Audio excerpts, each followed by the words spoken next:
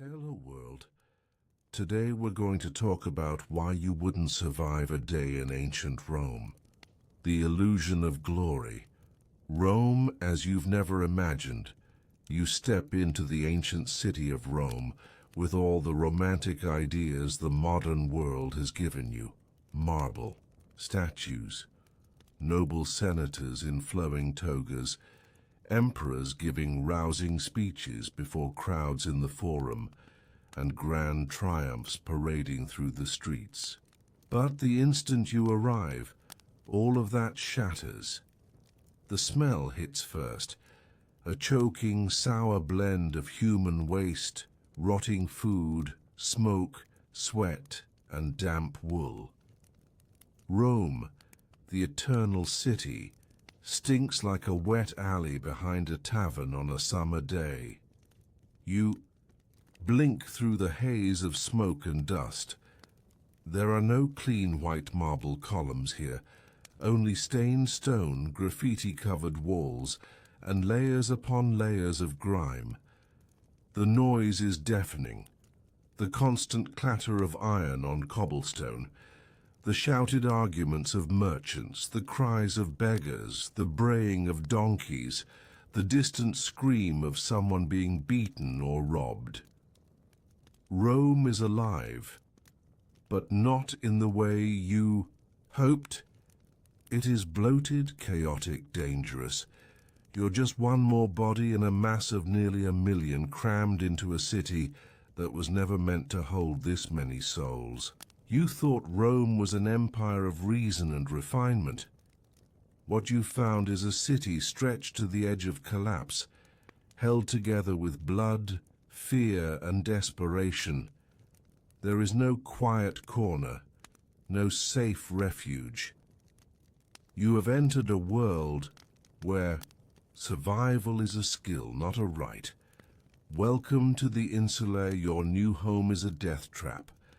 Forget the villas of noblemen and the palaces of emperors. You're not one of them. You're a foreigner, unconnected, penniless. That means one thing: you'll live in an insula, a towering, fire-prone apartment block crammed with laborers, freedmen, and slaves. Your room is on the 4th floor. The stairs creak under your feet as you climb. Past families cooking over open flames in the hallway, past shouting children, the sobbing of a woman, the sharp stink of urine and feces in a bucket that's just been emptied out the window.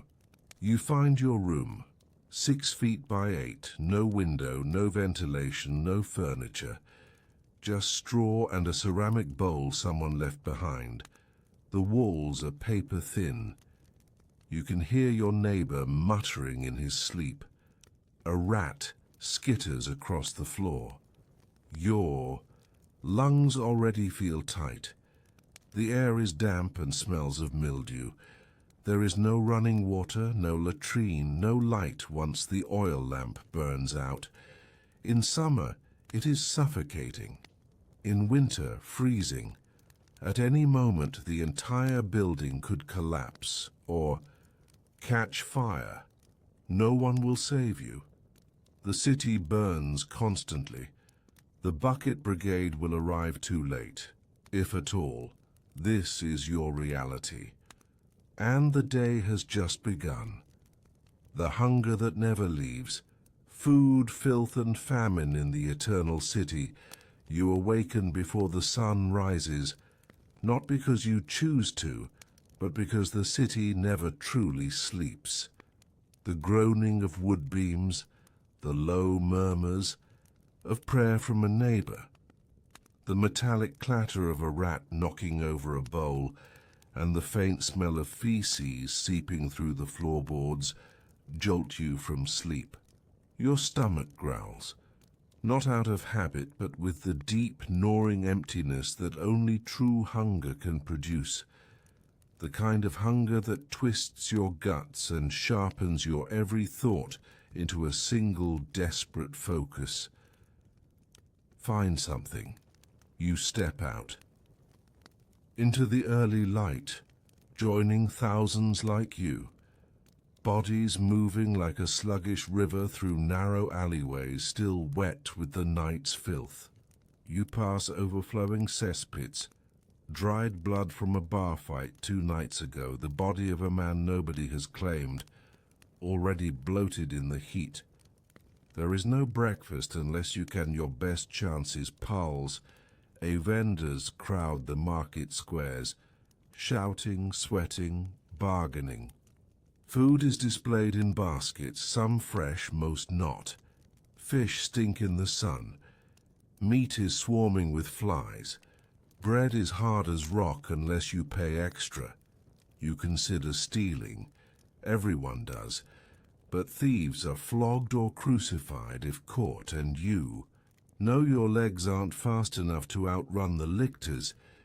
You finally barter a half loaf of bread, coarse, dry, likely mixed with sawdust or chalk to stretch it. You chew it slowly, each bite gritty, barely moistening your throat. It's enough to keep you standing. This is not a one-time hardship. This is daily life. Rome is fed by an enormous system of grain imports, but delays, storms, or corruption at the ports mean food shortages are frequent. When grain shipments are late, panic spreads, prices soar, riots erupt, people starve. Water is another battle. Public fountains serve thousands, but the aqueducts often break or are sabotaged. You carry a clay jug, wait in a long silent line and hope the cistern hasn't gone dry. The water tastes of lead and algae, but you drink it anyway. Boiling is a luxury. Wine is safer, but too expensive. Sanitation is a word that doesn't exist. Waste is tossed into the streets. Vermin infest the gutters. The city reeks of decay, of fermentation, of something ancient and rotting under the stone. And you every day breathe it deep into your lungs. Your body weakens slowly, subtly, over time. Scurvy creeps in with bleeding gums. Parasites bloat your stomach. Chronic diarrhea saps your energy. There are no doctors for the poor, only herb sellers, quacks, and desperate prayers. The city may be mighty, but for you it is a daily war against hunger, thirst, and the invisible enemies eating you from within. And as the sun climbs above the skyline of tenements, temples, and smoke, you know you haven't even made it to noon. Work and survival, blood, sweat, and broken bodies. You do not have a career in ancient Rome. You have labor. Grueling, endless, bone-crushing labor. No one asks you what your dreams are. No one cares about your passion or your talent. What matters is what your body can endure, how long you can keep working before you collapse. There are no safety nets, no contracts, no weekends, no retirement. If you do not work, you do not eat. It's that simple. You are part of the laboring class, a plebeian, or perhaps even a freedman if fortune has smiled on you before. If not, you're a slave, and your life is not your own. You are up before dawn and join thousands of others crowding the narrow, foul streets. You might be a porter. Your shoulders roar from carrying heavy amphorae of olive oil and wine across the city for hours. You might be a bricklayer, working in the relentless sun, your skin burnt and your lungs full of dust. You might shovel human, waste for a few coins, or scrub public latrines with rags and vinegar. You see men with missing fingers from the workshops, hunched backs from the fields, eyes blinded from molten metal in the foundries. No one complains. Pain is expected. rest is rare. Injuries are a death sentence. If you can't work, you're discarded. Guilds exist, yes, collegia, but only for those lucky enough to find stable training or family connections. Most tradesmen and artisans guard their secrets fiercely, and apprenticeships often mean years of servitude before earning even the most basic income. Women work too. Many are laundresses, their hands red and cracked from urine used to bleach clothes. Others are weavers, bent over looms for 16 hours a day, or vendors selling watered-down wine or bread on street corners. Some, with no other options, sell, their bodies in the shadow of temples or near the Circus Maximus, risking violence and disease nightly. Children work, 5, 6, 7 years old, running errands, pushing carts, polishing boots, or fetching water. Their lives are short and their innocence non-existent. Slaves are everywhere. They are not rare. They are as common as carts or dogs. A slave might be serving you figs in a tavern, pulling a plough in the fields, tending to a senator's bath, or dying in the mines of Hispania. Some are born into it. Others were captured in war, sold by their own families, or punished for debts. They are property, bought, sold, beaten, discarded. And yet amid this ocean of suffering you learn one truth. Survival in Rome is not noble or dignified. It is a constant, degrading struggle. You must bend, crawl, sweat, and endure. You must harden your heart. You must shut out the cries of others, because if you stop to care, you won't last. Every breath you take is a defiance. Every day you survive is a small victory, but it wears you down. Slowly, completely. Medicine, disease, and the limits of Roman science. You are sick. Of course you are. How could you not be? You live in a city where sewage flows through the streets, where rats nest in walls, where food is spoiled more often than it is fresh, and where bodies lie unattended for hours in the heat. Disease is everywhere. It is not a threat in the distance. It is the air you breathe, the water you drink, the skin you touch, the bread you eat. You carry parasites, fevers, infections, and wounds that never truly heal. But there are no hospitals. In Rome, not for people like you. The idea of medical care is limited, fragmented, and dangerous.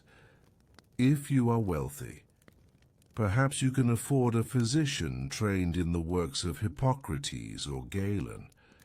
But even the best of them bleed their patients, balance their humors with purgatives and vomits, and prescribe concoctions of crushed insects, moldy bread and wine laced with opium. For everyone else and for you, medicine is a game of luck and prayer. You visit a street healer. He sets up a table outside the temple of Asclepius. His tools are rusty. His eyes are tired.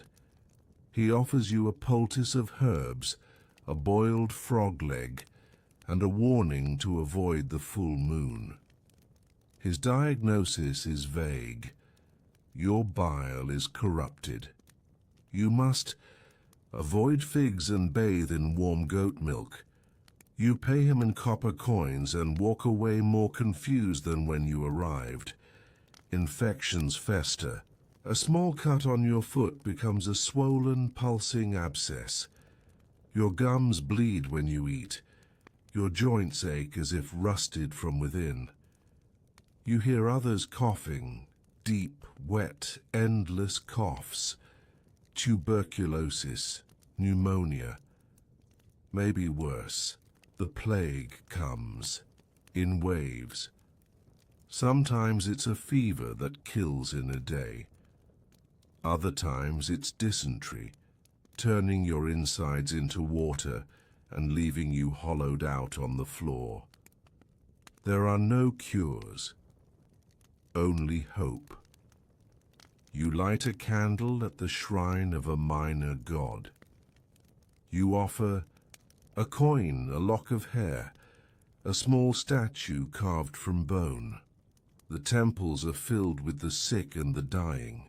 Some come to pray, some come to wait for death. Priests chant, burn incense, and whisper over the afflicted. The air is thick with smoke and desperation. Children cry quietly in corners, too weak to move. And then there are the superstitions, endless, ever-changing. A crow flying overhead might mean recoveries or doom. A dream of fire could be divine cleansing or a warning from the dead. People wear amulets, tie herbs around their ankles, avoid certain streets where a ghost was seen. Mental illness is not treated, it is feared. If you suffer visions, if grief consumes you, if you scream at night or wander without reason, people say you are cursed or possessed. Some are locked in basements, others are left to starve. Few ever return. There are no antibiotics, no sterile bandages, no surgeries that don't kill you. Death is not an event. It is an atmosphere, a daily presence, a patient stalker, and, even if you recover from one illness, there is always another waiting. Law and order, justice by fear, torture and spectacle. You think of justice as something rational, structured and fair. In ancient Rome, justice is a show of force, a weapon of control, a hammer poised above every citizen's head, especially yours, the poor, the powerless, the foreign. There are laws, yes, entire libraries of them, scrolls stored in archives, decrees issued by emperors, rulings by praetors, and traditions that stretch back centuries. But the law is not a shield, it is a sword, and it belongs to the powerful. If you are accused of a crime, theft, heresy, disrespect, disorder, or merely being in the wrong place at the wrong time, your chances of a fair trial are almost zero. There are no lawyers for the poor. There are no public defenders. You represent yourself if you're even allowed to speak. Your accuser may be a patrician or magistrate. Their word outweighs yours by default. Interrogation is not subtle. You are bound, stripped, and whipped until you confess. If you do not confess, the beatings continue. If you die under torture, they assume guilt, a divine sign. Witnesses are rare. Bribery is common. Punishment comes swiftly, and the punishments: for theft, you may lose a hand; for rebellion, crucifixion; for desertion, decimation. Every 10th man in your group beaten to death by his own comrades. For arson, you're sewn into a sack with a dog, a rooster, a monkey, and a snake, then tossed into the river. Roman justice is theater. Executions are public.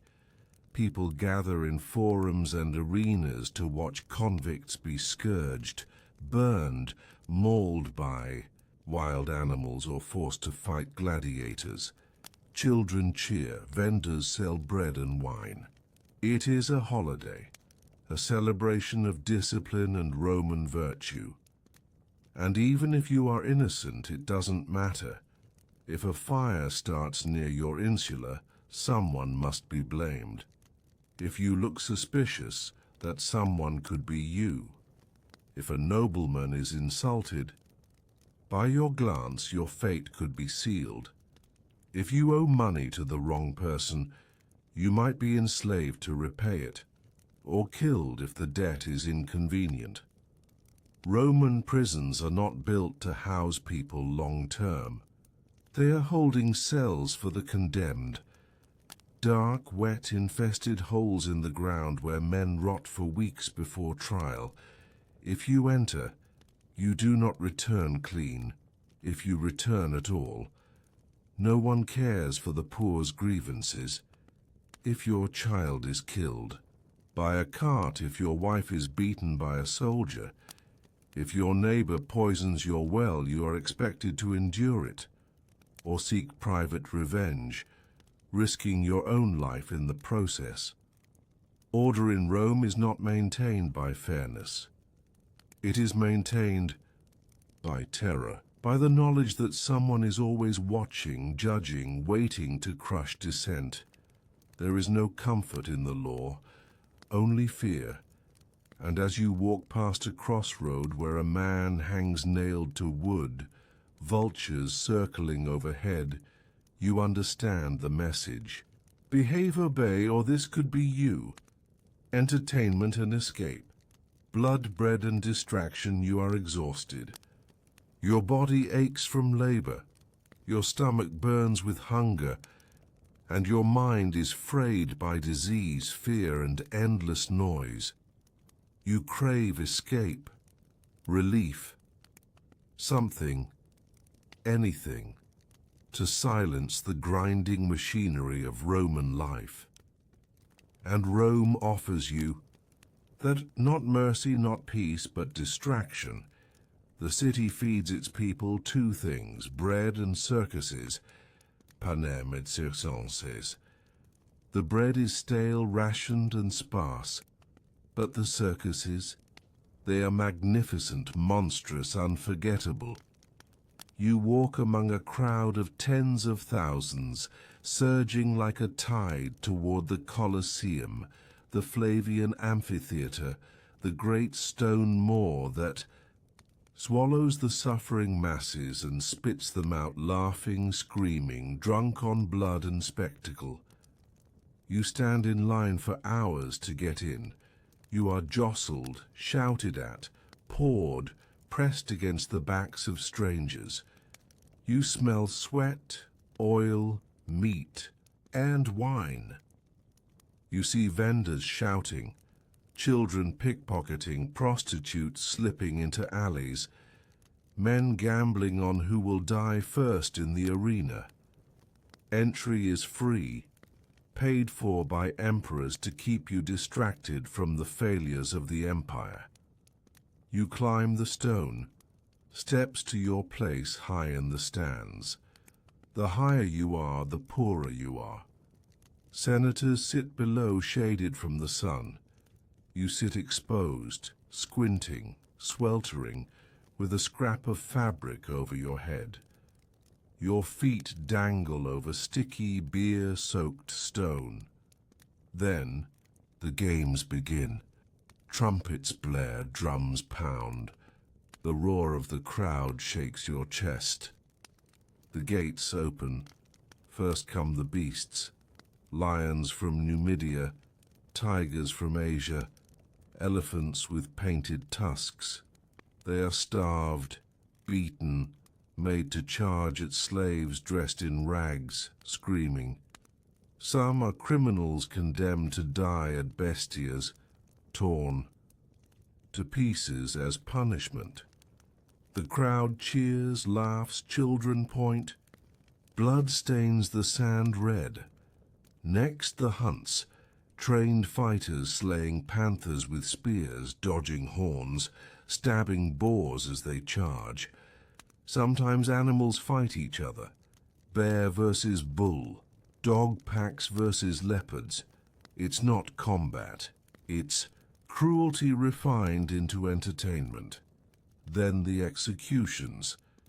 The condemned are dragged into the arena. often made to reenact myths. A man plays Icarus and is thrown from a platform. Another plays Orpheus and is dismembered by actors dressed as maenads. Sometimes a crowd favorite is spared at the last second. Mercy is theater. Finally, the gladiators, the stars of the show. You see men trained to kill, not because they want to, but because they must. Some are slaves, others criminals, a few volunteers hoping for fame. They fight with short swords, nets, tridents, heavy shields. They are divided into categories: retiari, murmillos, secutores, each with distinct armor and tactics. They clash to the roar of the people. The fight is brutal, deliberate, not chaotic like in the stories.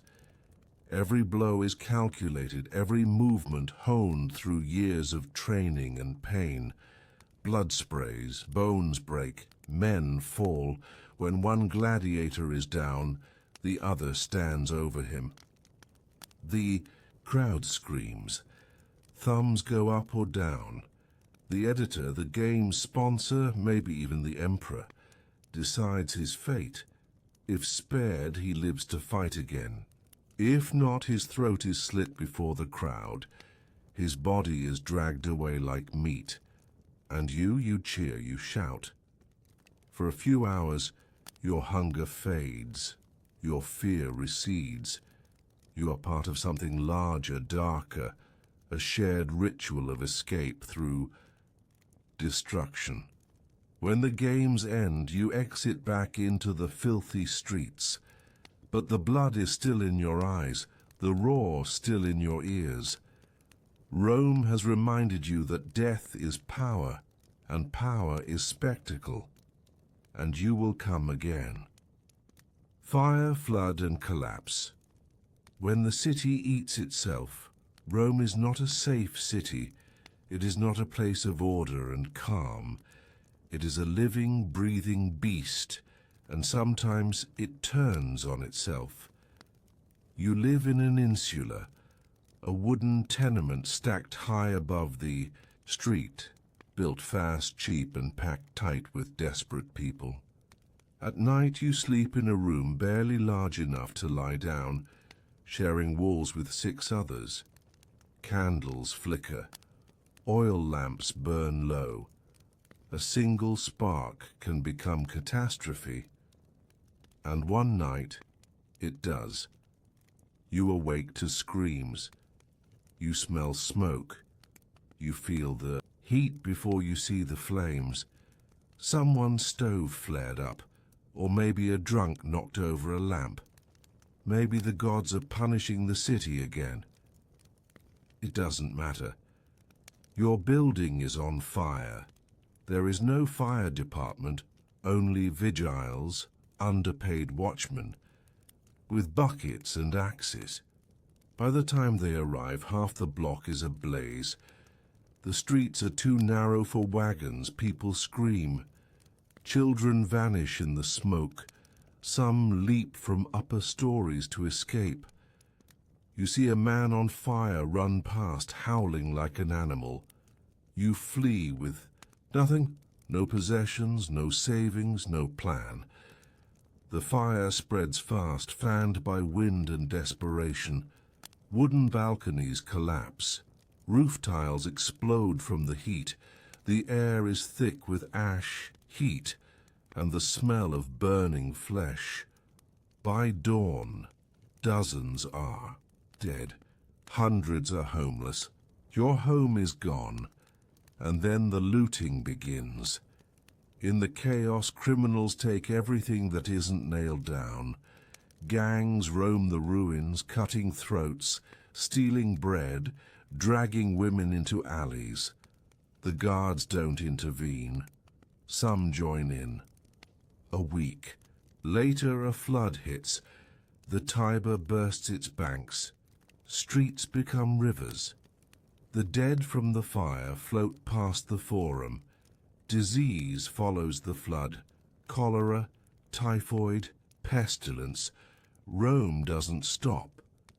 It rebuilds, always. But you are displaced, destitute, forgotten.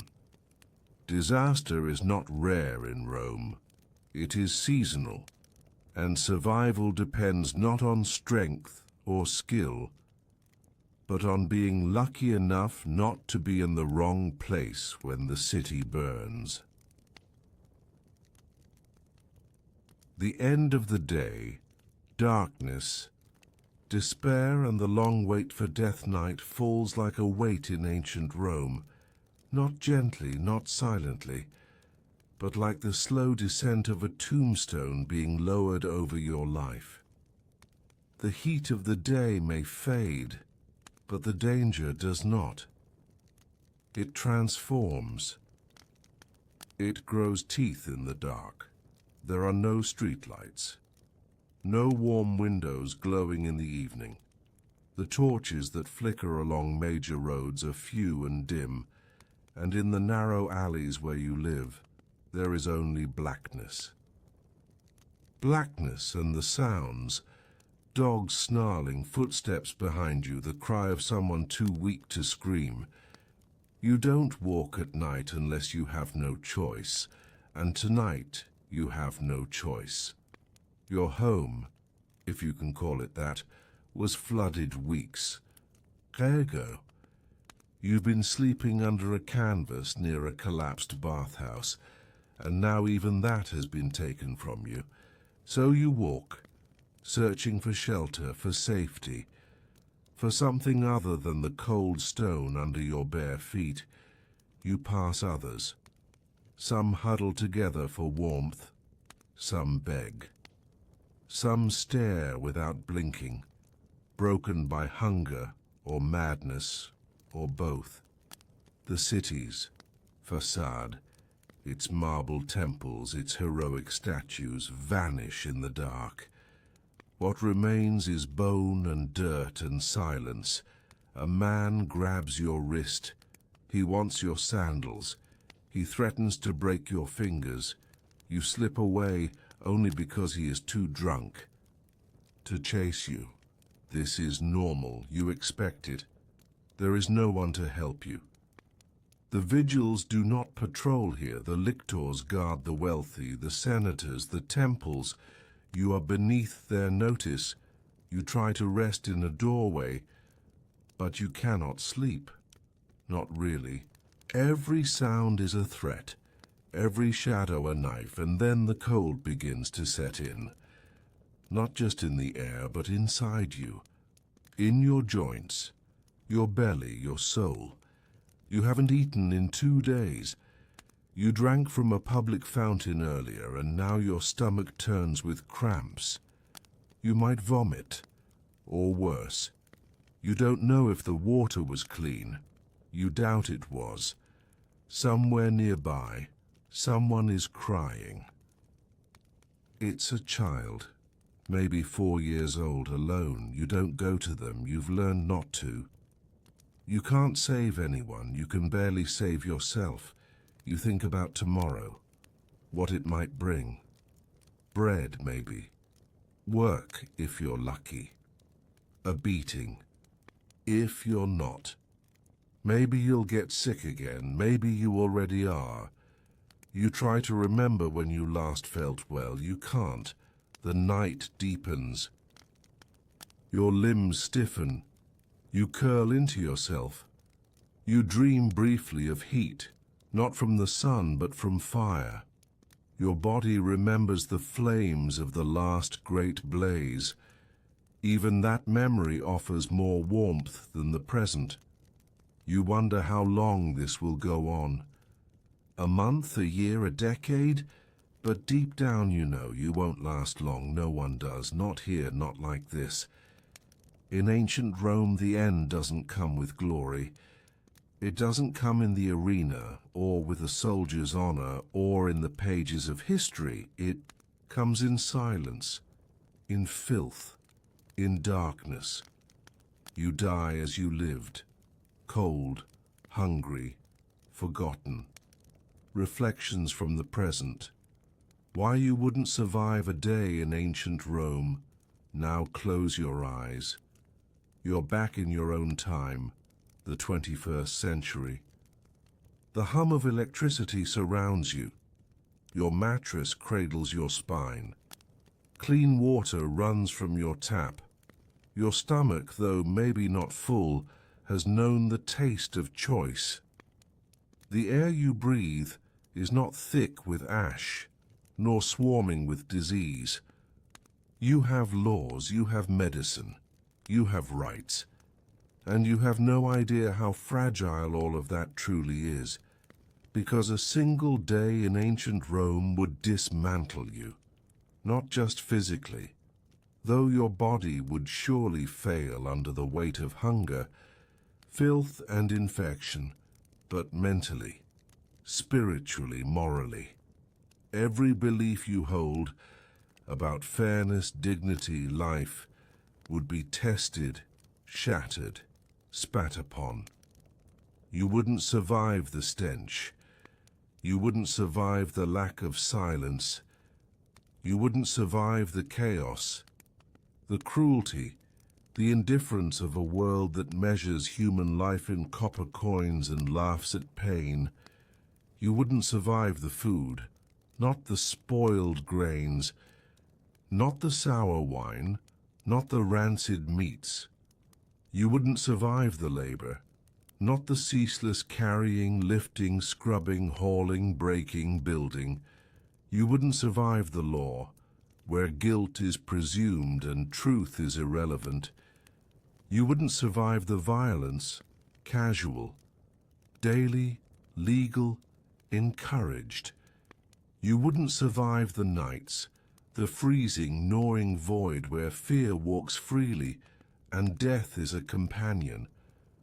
But more than that, you wouldn't survive what Rome demands of your soul: to look at suffering and not react, to witness injustice and say nothing, to see death, slow, ugly, brutal, and keep walking, to harden, to numb, to turn inward until you are no longer a person, but a tool for labor, for breeding, for blood. Rome did not require saints. It required survivors, and those survivors paid with everything they had.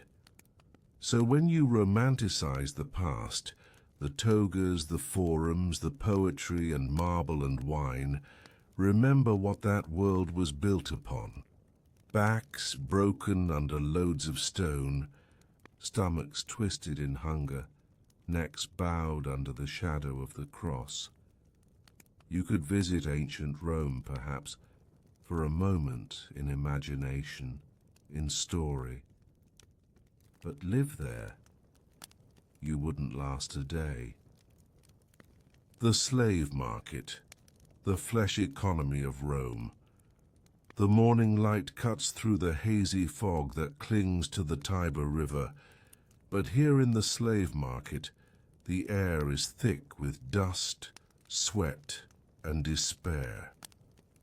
You step into the chaos of human misery, where flesh is weighed, bargained, and sold like grain or cattle. The cries of men, women, and children are drowned beneath the bark of merchants and the chatter of buyers eager to own a fragment of another person's life. The market is a square paved, with cracked stones ringed by columns stained with centuries of grime and blood. Stalls, wooden and rickety, form narrow corridors where people shuffle past in a wave of humiliation.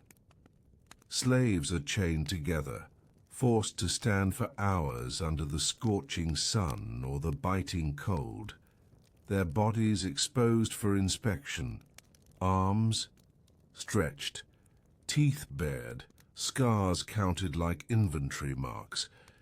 You see men broken by war, their faces riddled with tattooed numbers or burned brands, marks of ownership that erase their identities. Women, eyes hollow but still flickering with the faintest spark of resistance, are passed over like objects, their fate uncertain. Labor, brothel, concubine. Children, too young to understand the finality of this place, cling to their mothers, their small hands grasping nothing but fear. You try to breathe past the stink of unwashed bodies, spoiled food, and the coppery tang of blood. You try to block out the sound of chains clinking, the cries that slice like knives through your chest. The buyers are a mix of noblemen seeking cheap laborers, wealthy merchants looking for household slaves, or gladiator trainers hunting fresh blood. The prices are cruelly calculated. A skilled craftsman might fetch a higher price, a healthy young woman even more, but a child, a sick man, or one with a limp is barely worth a handful of coins. You watch as a man is dragged forward, his back scarred from lashings so recent that the wounds glisten. He falls to his knees, coughing, pleading silently, but no mercy is offered. The merchant slaps a palm down on the price, and a sharp-eyed buyer nods. The chains are removed briefly to examine the man's strength, then clamped back tighter. As the sun climbs, the market grows louder, more frantic. Slaves whisper to one another, sharing rumors of escape or freedom, rumors as thin and fragile as the dust swirling around their feet. Some carry secret hopes, others have already surrendered to despair. You wouldn't survive here, not because you lack strength, but because the system chews up bodies and spirits alike. The endless waiting, the degrading inspections, the knowing that your fate is not your own, these would break you first. And if you did manage to survive the auction, your chains would only grow heavier. The insane emperors, masters of madness and ruin, the grandeur of Rome's imperial throne masks a horrifying truth. Behind the marble columns and silk drapes lie emperors whose insanity shaped the destiny of millions. Nero, Caligula, Commodus, names whispered in terror and fascination across centuries. Imagine waking in the palace at dawn, knowing the man who rules you might order your death on a whim, or demand performances of madness that blur the lines between tyranny and lunacy. Nero, the fire-starter, whose obsession with his own artistic genius ignited the eternal city itself, laughed as Rome burned. His cruelty was a spectacle, forcing mothers to feed their children to beasts, singing songs of victory while the city smoldered. Caligula, the little boot, whose caprices bent the law and life alike, declared himself a god, appointing his horse as consul. His madness was not only political but personal. He delighted in terrifying senators with random executions, relishing chaos as power. Commodus, gladiator emperor, staged fights in the arena, posing as Hercules, while hundreds died for his amusement. The palace was a stage of paranoia, poisonings, and betrayal. Loyalty was a currency worth less than a blade's edge. You can feel the stench of decay and madness in their reigns, the lives shattered beneath their erratic rule. To live under such emperors was to exist in a constant nightmare. Survival meant walking a tightrope between fear and obedience, never knowing which decree would be your last breath. Would you survive their whims, Could your mind hold under the weight of such madness? No. The insanity of imperial Rome was a force that devoured the sane. The brutal wars. Blood and soil Rome was built on war, not the noble conquests of history books, but the merciless grinding of bones and flesh underfoot. The legions marched across continents, leaving behind rivers of blood, villages razed and entire peoples erased. Picture the march through the forests of Germania, where the cold bites deeper than the spear. The soldiers, clad in iron and leather, trudge through, mud thick with blood and death. Starvation gnaws their bellies. Disease creeps silently in the ranks. Every day is a battle not just with the enemy, but with the unforgiving elements and the rot within. Sieges are horrors of their own making. Cities held under endless bombardment, children starving, women crying out for mercy that never comes. The siege of Masada, the destruction of Carthage, places where the screams of the dying still echo in the stones. Victories are Pyrrhic, soaked in slaughter. The famous discipline of Rome's army is but a mask for relentless brutality. Soldiers slaughter entire populations, enslave survivors, and raze homes to ash. War is the constant drumbeat beneath Rome's heartbeat, a symphony of death. Would you survive the march, the siege, the battlefield? No. You would drown in blood, starve under the sun, or shatter beneath the weight of the legion's iron. The hidden horrors of the Roman baths.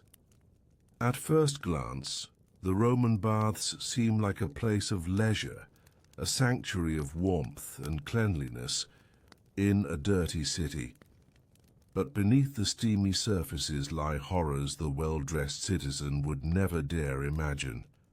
The bathhouses are crowded, dark, and filled with the mingling of sweat, urine, and disease. The water flows, yes, but it is stagnant in parts, harboring infections that spread like wildfire. The close proximity of bodies, the sharing of oil and strigil, turns the baths into a breeding ground for plague and sickness. Slaves work tirelessly, scrubbing the stone floors and rubbing down patrons, their hands raw and bleeding, exposed to every filth the city produces. The cacophony of chatter and laughter hides the quiet agony of those who fall ill, slipping into fever and death in the very pools meant to cleanse them.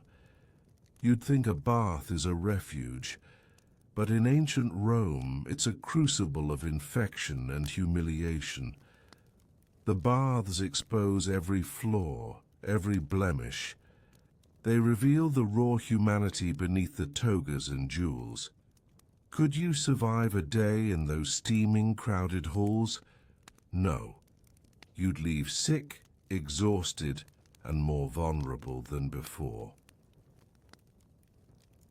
The poisoned chalice, Rome's deadly politics in Hague.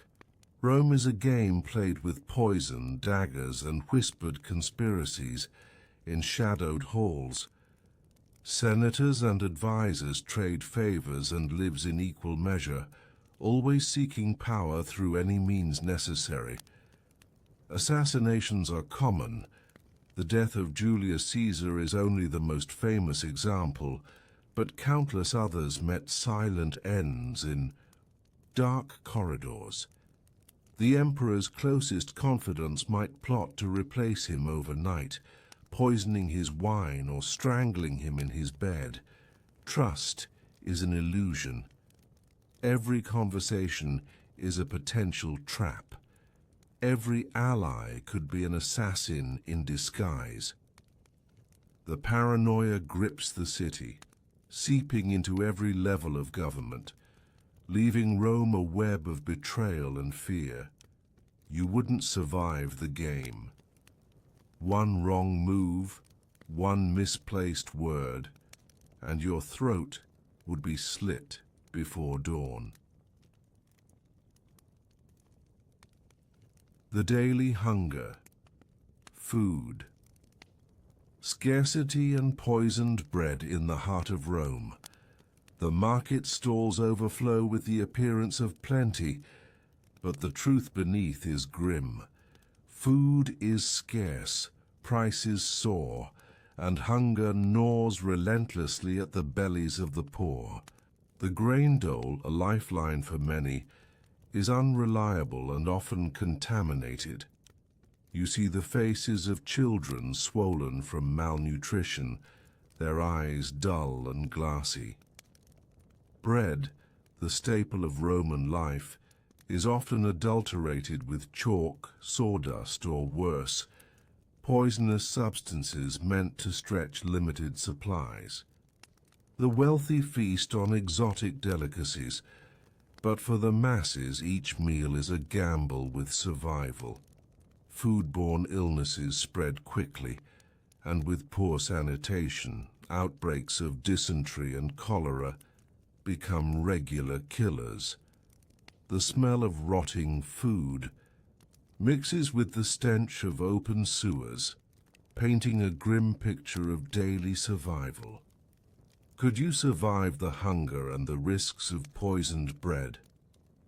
No. Starvation would claim you long before disease or violence. The gladiator's arena, blood sport and spectacle. The roar of the crowd fills the colossal amphitheater as gladiators prepare to fight, not just for victory, but for life itself. These men, often slaves or criminals, are trained killers bred for the bloodthirsty entertainment of the Roman masses. You watch the first clash, steel ringing against steel, muscles straining, blood spraying. Death is swift and brutal. The crowd's cheers turn to gasps and back again as fighters fall, only to be replaced by the next victim in the endless cycle. The arena is a theater of pain, where honor is a fleeting illusion, and survival is a brutal test of strength, skill, and sheer luck. The stench of sweat, blood, and fear saturates the air. Gladiators bear scars of countless battles. Many hide broken bones beneath their armor. Many fight with a desperate edge fueled by the knowledge that each fight could be their last. Would you survive the arena? No. The spectacle is designed for your death. The dark alleys, crime and punishment. Rome's grand streets hide a darker underworld, narrow alleys where thieves, prostitutes, and murderers ply their trades beneath flickering oil lamps. Crime is rampant, law enforcement brutal and unpredictable. You could be mugged, stabbed, or robbed with no warning. The punishments for petty theft are harsh, whipping, branding, or death. Yet the crime only grows, fueled by poverty and desperation. Vigilantes and corrupt guards blur the line between justice and tyranny. No one is truly safe, and the city's shadows hide countless secrets of violence and betrayal. Could you survive these alleys? No. The darkness is as deadly as any blade. The religious cults. Fanaticism and fear religion in Rome is not a comfort, but a complex web of fear and fanaticism. Countless cults flourish, some secret, some public, each demanding devotion and often human sacrifice. You might find yourself caught in a ritual of blood, watching as the innocent are offered to appease gods who demand suffering. The priests wield power as much through terror as through faith, and dissent is crushed swiftly. The cult of Bacchus, the rites of Isis, the secret ceremonies of the Mithraic mysteries, all paint a picture of a society desperate for meaning, often at a terrible cost. Could you survive a night among the cults? No, the fanatic's zeal leaves no room for mercy. The roads of death. Travel and danger. Rome's vast empire relies on its roads, but travel is perilous. Bandits lurk in the wilderness, ready to strip travelers of their belongings, and sometimes their lives. You face harsh terrain, extreme weather, and the constant threat of ambush. Inns are few, often filthy and unsafe. The law does little to protect common travelers, and help is far away. Carrying valuables marks you for attack. Traveling alone is suicide. Every mile is a test of endurance and vigilance. Would you survive? The journey? No. The roads are paved with danger and death. The overcrowded insulae. Living in vertical prison, the sprawling city of Rome is a labyrinth of insulae. Towering apartment blocks constructed from wood and brick, rising precariously above narrow streets. These dwellings are the epitome of squalor and danger. Imagine living stacked among hundreds of others, confined in tiny, dimly lit rooms where fresh air is scarce and the stench of refuse fills the corridors. The insulae are death traps, prone to fires that consume entire floors in minutes. Timber beams ignite easily, and with no adequate firefighting system, residents often perish trapped inside. The higher you live, the greater your risk, not just from fire, but from structural collapse. Cracks spiderweb along walls, floors creak under weight, and at any moment the whole building might collapse into rubble. Sanitation is non-existent. Waste is dumped into the streets below, flowing through open gutters or dumped directly onto passers-by. Disease spreads like wildfire. Outbreaks of typhoid, dysentery, and plague sweep through these vertical prisons with terrifying efficiency. You could hear the constant clamoring, shouting neighbors, children crying, rats scurrying through the walls. Privacy is a myth, and every day is a struggle to find clean water, food, or even a moment of peace. Could you survive living in an insula? No.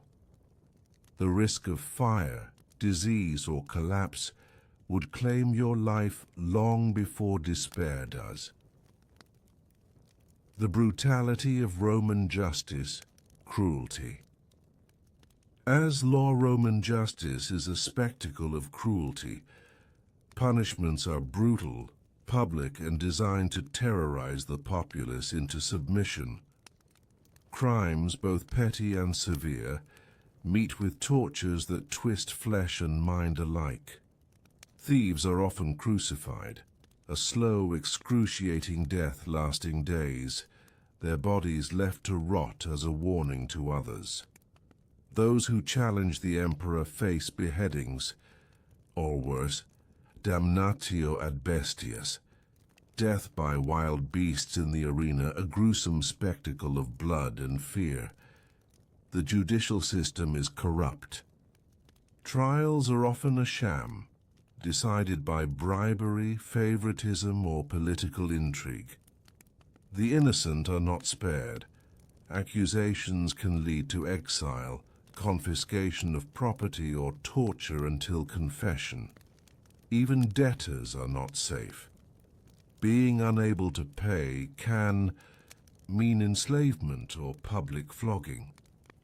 Justice in Rome is less about fairness and more about power. Could you survive the Roman legal system? No. The law's iron fist crushes all beneath it. The terrifying superstitions. Fear of the gods and the unknown superstition weaves through every corner of Roman life. From the augurs who read the flight of birds to the haruspices who inspect entrails, omens and prophecies govern decisions large and small. Citizens fear curses, evil spirits, and the wrath of the gods. Wards and charms are everywhere, and the failure to appease the divine is believed to bring ruin. People walk the streets afraid to break mirrors, spill salt, or encounter a black cat. The city is riddled with temples and altars where sacrifices, sometimes human, are made to pacify vengeful deities. The boundary between religion and fear is razor thin, and superstition fuels paranoia and hysteria. Could you survive living under such suffocating fear? No. The gods' invisible chains bind and break the spirit.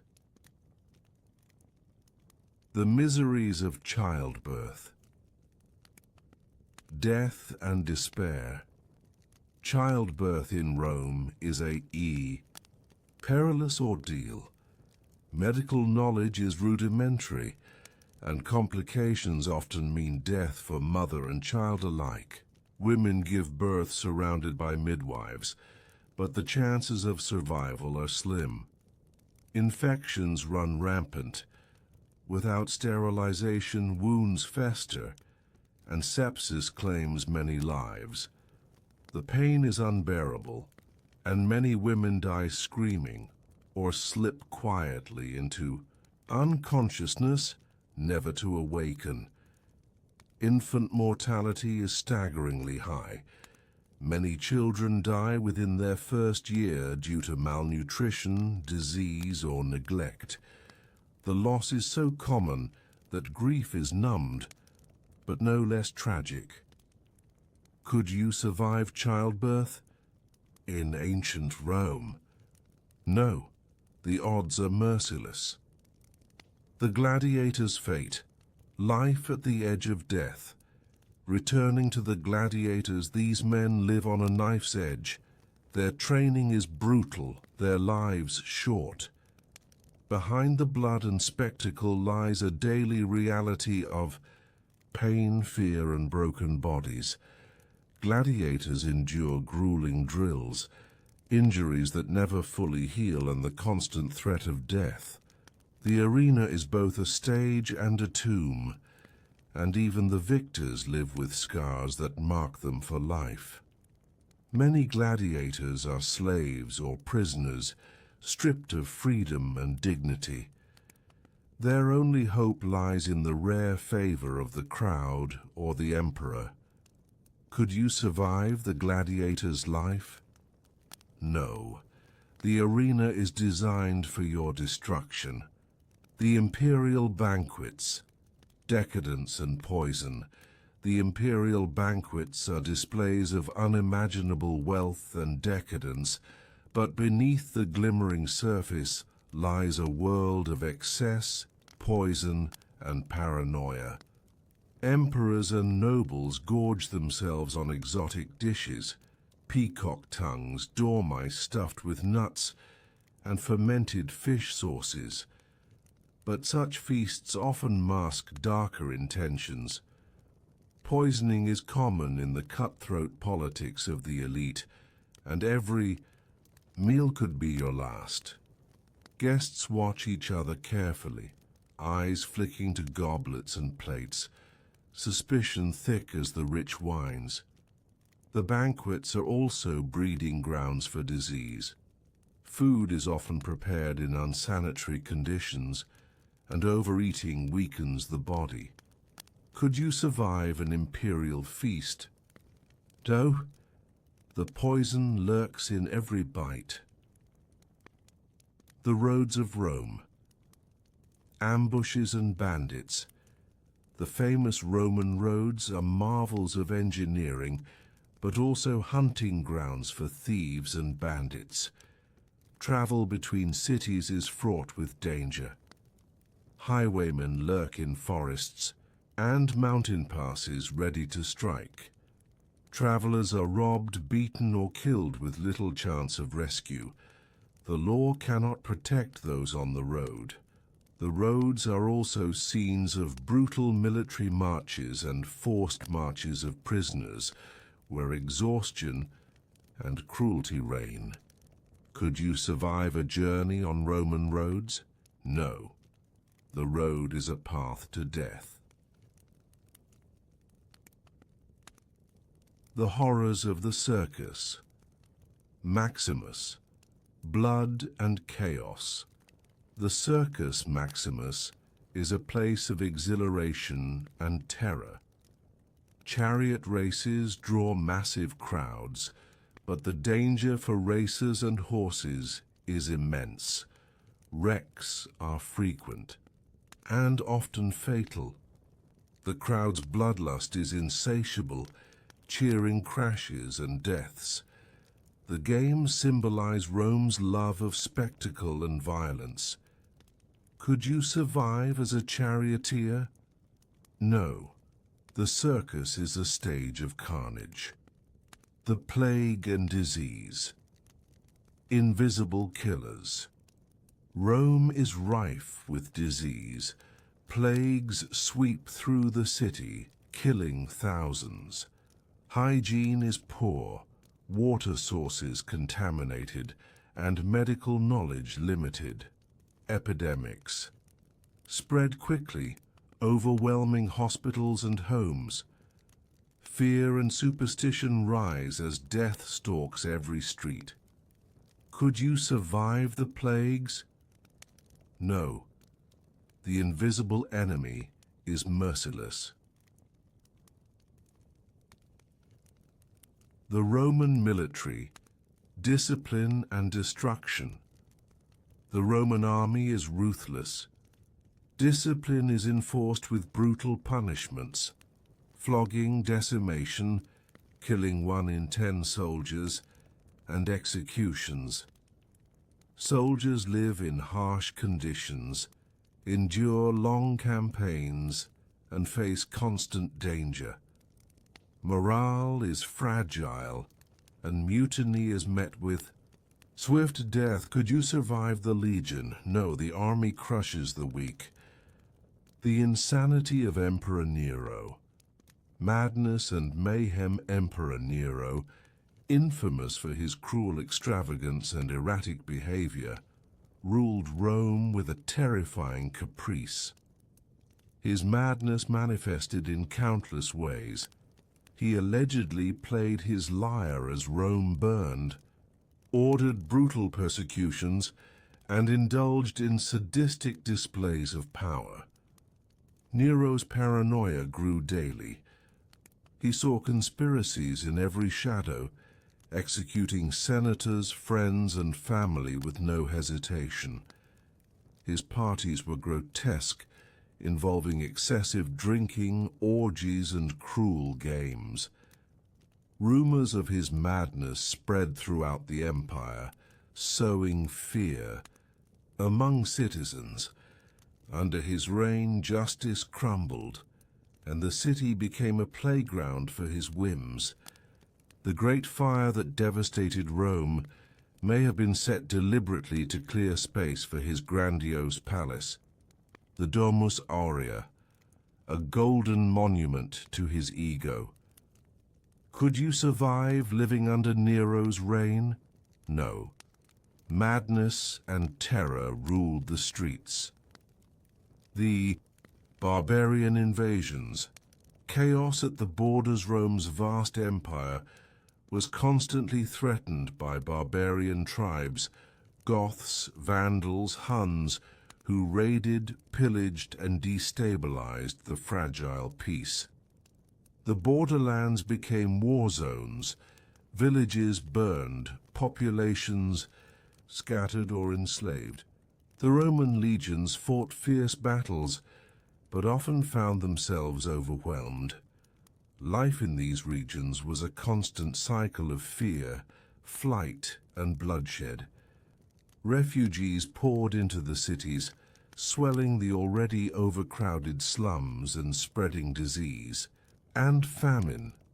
Could you survive the barbarian onslaught? No. The empire's edges bled and broke. The dark magic and witch hunts, fear and superstition amidst the chaos.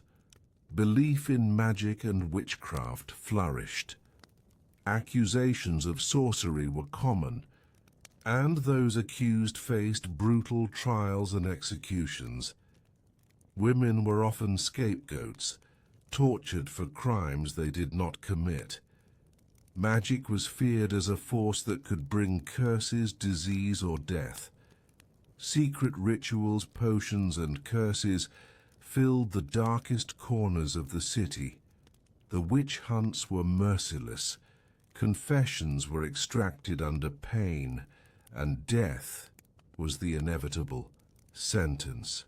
Could you survive the witch hunts? No. Fear and ignorance sealed your fate. The religious persecutions, Christians in the Colosseum, under emperors like Diocletian and Nero, Christians were brutally persecuted. Refusing to worship Roman gods or the emperor made them enemies of the state. They were imprisoned, tortured, and thrown to lions in the Colosseum as public spectacle. Families were torn apart, and secret worship was fraught with danger.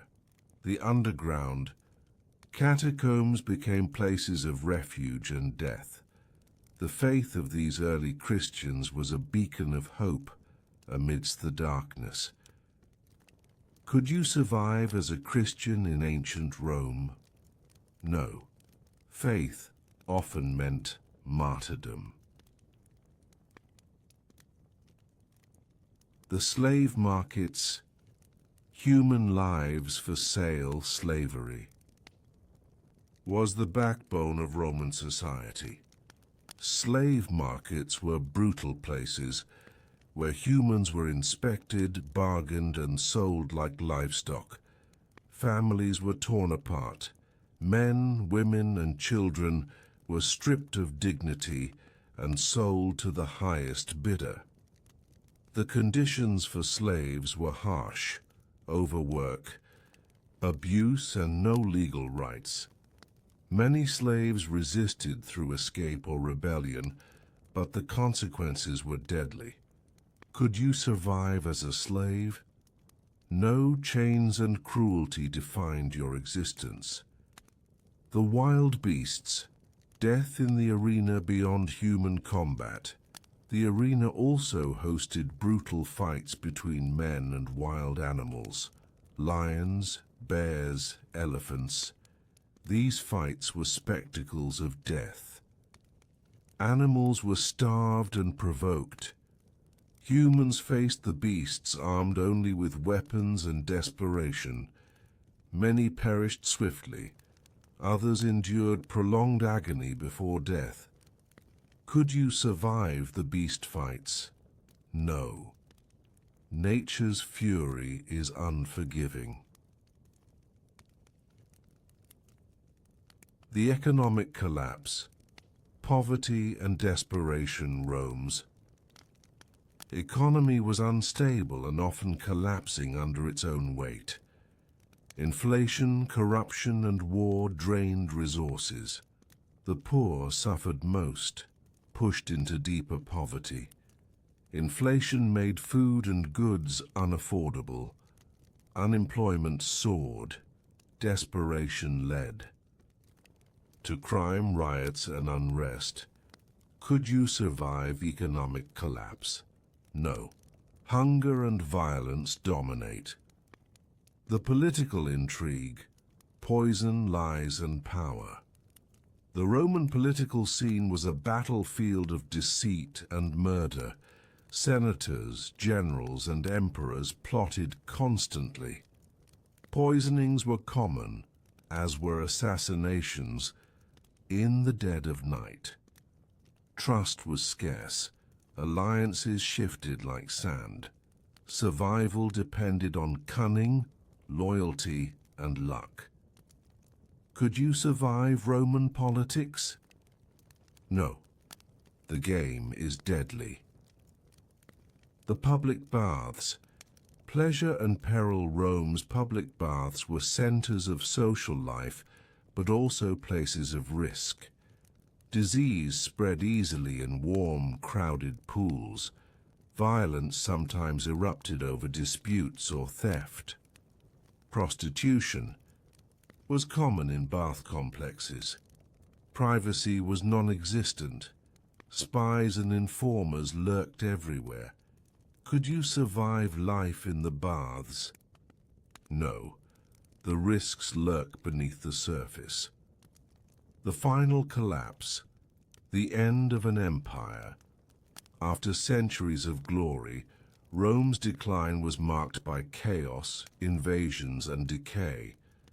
The city's infrastructure crumbled, the economy faltered, and the once mighty legions fractured. The people suffered famine, plague, and violence as the empire slipped into darkness. Could you survive the fall of Rome? No. History's tide sweeps all away.